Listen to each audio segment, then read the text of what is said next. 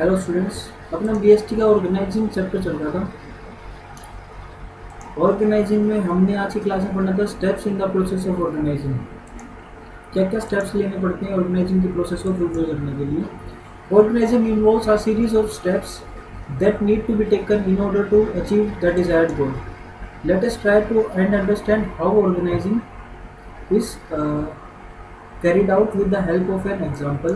Suppose 12 students work in the college library in the summer vacation.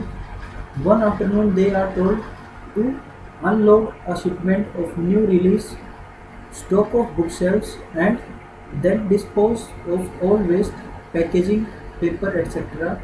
सब कुछ यानी कि जो लाइब्रेरी में काम कर रहे थे लड़के समर वैकेशन में उनको ऑर्डर दिया गया कि शिपमेंट आई है उसमें से सामान रिलीज करो और जो डिस्पोज ऑफ करने का आइटम बचता है यानी कि जो पैकिंग वगैरह का आइटम बचता है उसको डिस्पोज कर दो। If all the students decided to do it their own way it will result a mass confusion, यानी कि हर कोई चाहेगा कि मैं ये करूँ अपने हिसाब से करेंगे तो मास कम्युनिकेशन कन्फ्यूजन हो जाएगा। However, if one students supervise the work by grouping students, dividing the work यानी कि डिवाइड कर दिया जाएगा उस वर्क को ग्रुप करके स्टूडेंट्स अगर कोई एक लीडरशिप यानी सुपरवाइजरी रोल अप्लाई करता है वहाँ पे सुपरवाइजर बनता है उनमें से कोई एक और डिवाइड करता है वर्क को।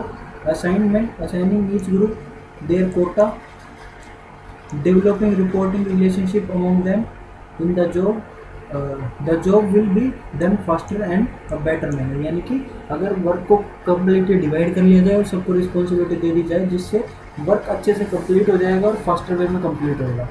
For the about description the following steps emerge in the process of organising. First step क्या है? Identification and division of work. सबसे पहले क्या टास्क हमें करना है और उसको डिवाइड कैसे हो सकता है, कितने डिफरेंट टास्क में उसको डिवाइड कर सकते हैं।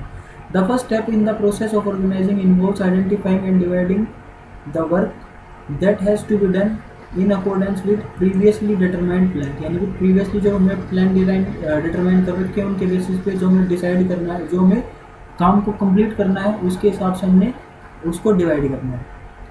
The work is divided into manageable activities, यानी कि जो मैनेज करी जा सके उन एक्टिविटीज़ में उसको डिवाइड करना है। सो दैट डुप्लीकेशन, यानी कि एक काम को करने वाले दो लोग ना हो और करें तो उसकी डुप्लीकेसी ना हो, मैंने भी वही काम कर दिया और उसने भी वही काम कर दिया, ठीक है, इससे डुप्लीकेसी हो जाएगी, उसको अवॉइड करना।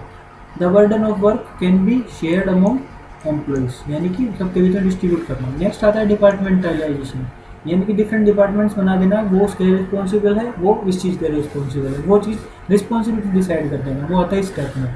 Once work has been divided into small and manageable activities then those activities which are smaller in nature are group together, यानी कि कुछ एक्टिविटीज जो छोटी छोटी हैं उनको एक ग्रुप में डाल देंगे।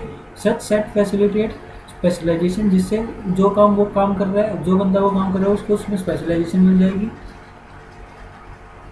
This grouping process is called departmentalization. Departments can be created using several criteria as a basis. Example of some of the most popularly used basis are territory, यानी कि नॉर्थ ईस्ट वेस्ट साउथ इसमें divide कर सकते हैं, and products appliances clothes cosmetic etcetera इसमें product को distribute कर सकते हैं, ठीक है। नेक्स्ट आता है असाइनमेंट ऑफ ड्यूटीज, यानी कि हमने डिवाइड कर लिया वर्क को, डिपार्टमेंटलाइजेशन कर दिया उसका, और अब क्या असाइनमेंट करनी है, असाइन करनी है लोगों को ड्यूटीज, किसका क्या रिस्पॉन्सिबिलिटी होगी। It is necessary to define the work of different job positions and accordingly allocate work to various employees, हर एक एम्प्लॉय को डिफरेंट वर्क दे दें। Once department have been formed each of them is placed under the charge of an individual, यानी कि किसी को एक अथॉरिटी दे दी जाएगी, वो उसके लिए रिस्पॉन्सिबल होगा। Jobs are then allocated to members of each department in accordance with their skills and competence, यानी कि उसकी जो बंदा उसकी स्किल के अकॉर्डिंग उसको काम दे दिया जाएगा। It is essential for effective performance that proper match is made between the nature of a job and ability of an individual. The work must be assigned to those who are best fitted to perform it well, ठीक है, तो जो best है उसके लिए उसको वो दो जॉब दी जाएगी। नेक्स्ट आता है एस्टेब्लिशिंग रिपोर्टिंग रिलेशनशिप, यानी कि जब काम की रिस्पॉन्सिबिलिटी दे दी सबको उसके बाद उससे रिपोर्ट लेना, यानी कि जो जिसके लिए रिस्पॉन्सिबल है उससे उसकी रिपोर्ट ली जाएगी कि तूने कितना काम कर लिया नहीं किया। मेरी allocation of work is not enough Each individual should also know who has to take orders from and to whom he is accountable, यानी कि किससे तो उसको ऑर्डर लेने हैं और किसको वो जवाब दे, यानी किसको उसको अकाउंटेबल है. The establishment of such clear relationship helps to create a hierarchical structure and helps in coordination amongst various departments. Different departments में coordination करने का भी काम करता है. Importance of organizing, क्यों ज़रूरी है? Performance of the organization function can pave the way for a smooth transition of the enterprises in accordance with the dynamic business environment. The significance of the organizing function mainly arises from the fact that it helps in survival and growth of an enterprise and equips it to meet various challenges. ठीक है. In order for any business enterprises to perform tasks and successfully meet goals, the organizing function must be properly performed. यानी कि किसी को successfully अपने गोल को reach करना है तो वो properly organize होना चाहिए. The following points highlight the crucial role that organizing plays in any business enterprises. First, benefit क्या है इसका?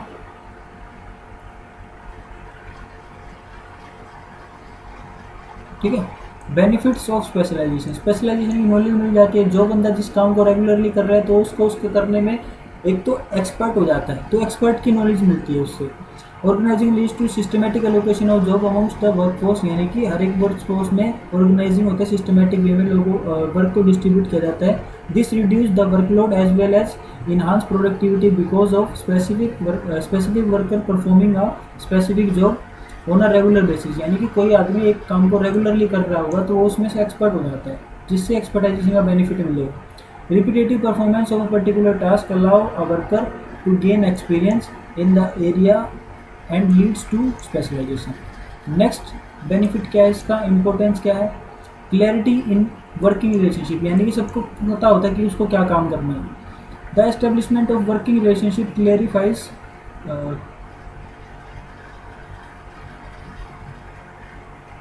the establishment of working relationship clarifies of communication and specifies who is to report to whom. किसको report किसको देनी है, ठीक है, कौन किसको रिपोर्ट देगा, ये स्पेसिफाई होना चाहिए. This remove ambiguity in transfer of information and instructions, यानी कि मेरे को किसी को टास्क देना है तो मैं किसके थ्रू दूंगा वो चीज़ क्लेरिफाई होनी चाहिए. ठीक है, और वो रिपोर्ट देगा तो किसके थ्रू मुझे देगा या डायरेक्ट मुझसे कॉन्टेक्ट करेगा. तो इससे क्या होगी, एम्बिग्यूटी खत्म हो जाएगी, यानी कि किसी को कुछ जो अननेसेसिटी है, जो अनसर्टेनिटी है वो खत्म हो जाएगी. It helps in creating a hierarchical order thereby enabling the fixation of responsibility and specification of the extent of authority to be exercised by an individual. Next है ऑप्टिमम यूटिलाइजेशन ऑफ रिसोर्सेज, यानी कि best utilisation करना किसका, resources का. Organising leads to proper usage of all material, financial and human resources. The proper assignment of job avoids overlapping of work and also make possible that the best use of resources, यानी कि ना तो repetitive कोई काम करना, ना उसका और दूसरा उसका बेस्ट यूज करना किसी भी रिसोर्स का. ठीक है. Avoidance of duplication of work helps in preventing confusion and minimising the wastage of resources and efforts, यानी कि अवॉइडेंस ऑफ डुप्लीकेशन को अवॉइड करना हमारे लिए दोनों तरफ से बेनिफिशियल है. या तो एक तो वेस्टेज बचाएगा किस किस की, रिसोर्सेज की और एफर्ट्स की. ठीक है, और कंफ्यूजन को दूर करेगा. क्लियर. नेक्स्ट आता है adaptation to change. The process of organising allows a business enterprises to accommodate changes in the business environment. It allows the organization structure to suitably modify and the revision of interrelationships amongst managerial level to pave the way for the smooth transition. It also provides much needed stability to the enterprise as it can then continue to survive and grow in spite of changes. ठीक है, तो changes की बजाय उसको continuously process में रखा जाए, जिससे क्या होगा, वो ग्रो करती रहेगी. नेक्स्ट आता है effective administration.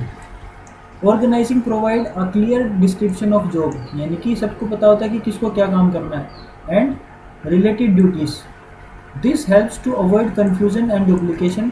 Clarity in working relationship enables proper execution of work. इससे क्या होगा, प्रॉपरली हम किसी वर्क को एग्जीक्यूट कर पाएंगे। Management of an enterprise thereby becomes easy. This brings effectiveness in administration. Next आता है डेवलपमेंट ऑफ पर्सनल, यानी कि लोगों की डेवलपमेंट करना, उनको ट्रेनिंग वगैरह प्रोवाइड करना। Organising stimulates creativity among the manager, यानी कि अगर कोई मैनेजर एक काम को कंटिन्यूसली कर रहा है तो उसमें स्पेशलाइज हो जाएगा, तो उसको पता है कि अगर ऐसे चेंज करूँगा तो ये चीज़, ये इसका रिजल्ट आएगा। Effective delegation allow the manager to reduce their workload by assigning routine jobs to their subordinates. ठीक है, तो उसको पता है कि कौन किस काम में स्पेशलाइज्ड है, उसको वही काम देगा। The reduction in workload by delegation, delegation का मतलब होता है अपनी रिस्पॉन्सिबिलिटी दूसरों को देना। ठीक है, यानी कि काम को डिवाइड करना। Is not just necessary because of limited capacity in of an individual, but also allow the manager to develop new methods and way of performing tasks। यानी कि एक बंदा दूसरे बंदे से अलग होता है, दोनों में अलग अलग स्किल्स होती हैं, अलग अलग सोचने की शक्ति होती है, जिस वजह से अलग अलग चीज़ें अलग अलग हो सकती हैं। ठीक है, तो उसकी स्पेशलाइजेशन नॉलेज का बेनिफिट मिलेगा। It gives them the time to explore areas for growth and opportunity to innovate, thereby strengthening the company's competitive position। Delegation allows delegation also develop in the subordinate the ability to deal effectively with challenges and help them to realize their full potential।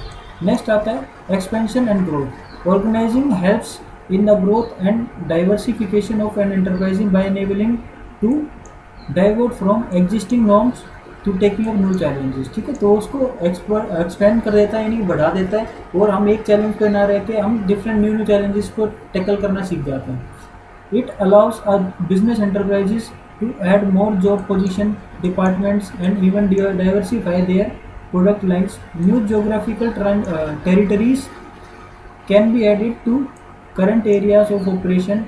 This will help to increase the customer base, sales and profit। Thus organizing is a process by which the manager bring order out of chaos, जिससे क्या हो, अस्त व्यस्त की स्थिति ना हो।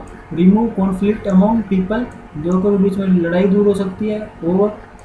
Over work and responsibility और वर्क को लेकर जो लड़ाई होती है वो दूर हो सकती है। Sharing and create an environment of suitable for team work के लिए सूटेबल एनवायरनमेंट को क्रिएट किया जा सकता है। ठीक है, तो ऑर्गेनाइजेशन स्ट्रक्चर पढ़ेंगे नेक्स्ट क्लास में।